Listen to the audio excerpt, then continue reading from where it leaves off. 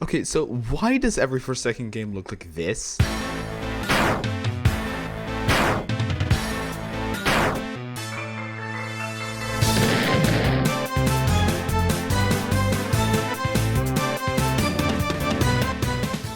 Real quick, this is your warning now that this video critiques the current Forsaken meta and part of the recent balance changes. I know some people don't like me to speak negatively of some parts of the game, but here I go. Maybe it's just me, but the amount of Sentinels in this current Forsaken meta is horrible. Ever since the 2-time update adding a 4th fighter to Forsaken, every server is majority guess, chance, Shedletsky, and especially 2-time. This video goes over the current meta of Forsaken, the main flaws, and how it could be fixed because oh my god, this game is starting to get crazy. Starting back on the last week of April, the rework of the previously known worst character in the game, 2-time got a full overhaul and 3 abilities, as well as being changed to a Sentinel. Upon this character's release, this definitely wasn't just like the TAF release where the character lost hype within a week. This character went on to be the most played survivor in Forsaken, going from a joke to an absolute menace, and still stands in this position today, arguably outperforming Guest's performance and demolishing Shedletsky's meta, or so it seems. Guest is sort of a lone wolf when it comes to the rest of the Sentinels. He must typically fend for himself when it comes to getting a punch, and the best he can do in protecting others is a slight stun of the charge ability. I don't think he gets outshadowed by 2-time, especially with his health, but I generally can see the argument. Chance on the other hand is a menace for half the rounds. With enough decent luck, he has an extremely long range stun advantage where it makes it really annoying to catch up to one, and almost zero punishment when missing a long range attack. But the main show here is the feud of Shedletsky and 2-time. Shedletsky is now notably a free character upon joining Forsaken for the first time, and while being the simplest Sentinel, I do not think is entirely outshadowed by 2-time either. As of making this script, 2-time can heal from stabs, arguably competing with Shedletsky's heal, has a more powerful stun, inflicts guaranteed helpless or worse, but is harder to play.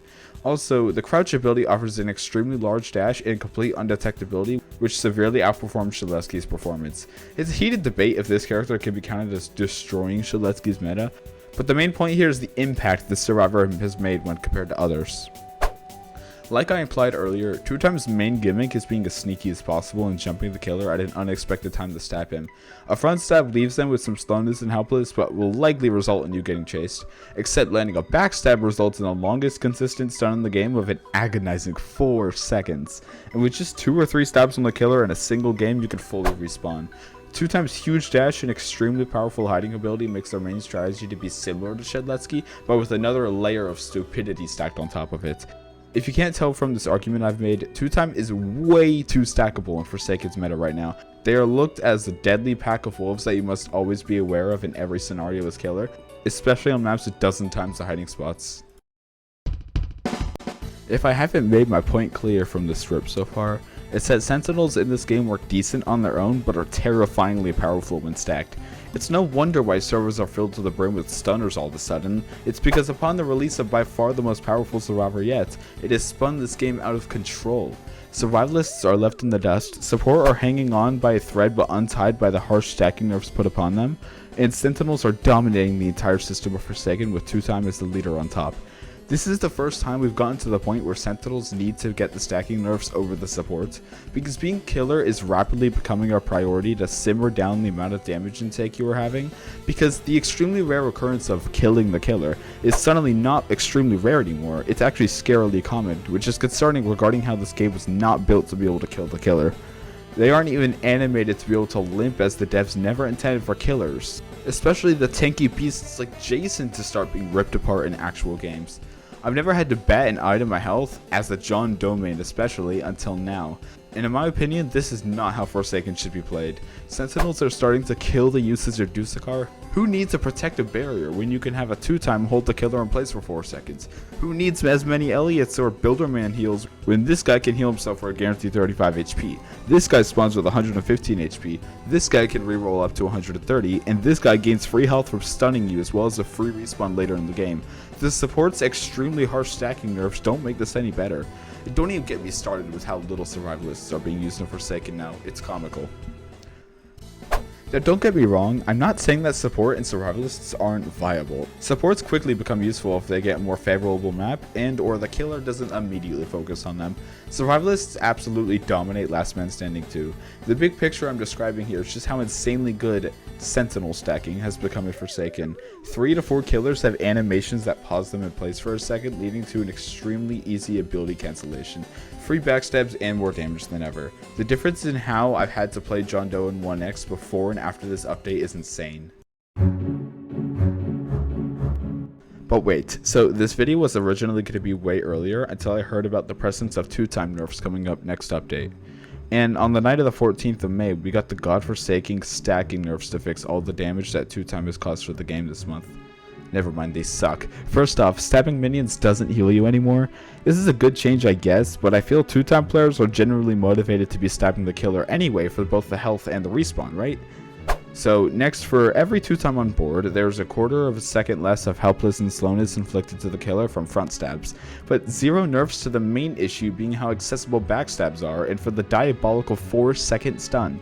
So honestly, this nerf is kinda horrible. All I see is 2-time being even more motivated to actually be landing backstabs instead now, as those aren't affected by stacking nerfs. Also, if there's more 2-times in the arena, then they could just backstab the killer for you instead of the front stab stun maybe half a second slower.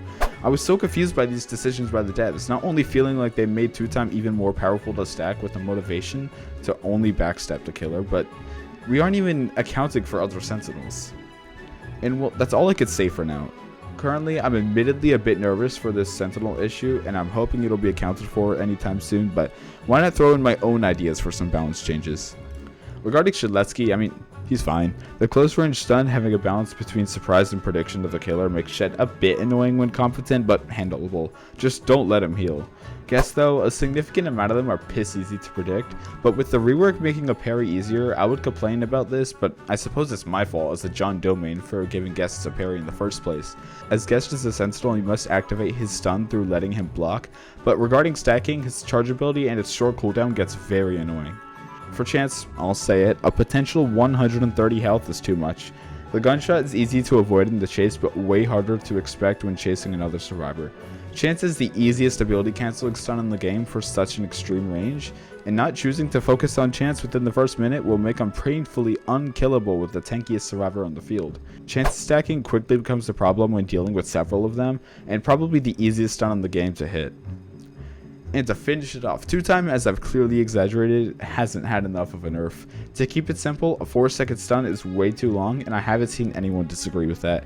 Maybe it was a bit harder to land, not a giant dash from an undetectable spot, but when I tie all the Sentinels together, when you consider that fighters are the top of Forsaken's meta right now, I think it's pretty easy to see how crazy Sentinels can get when put together.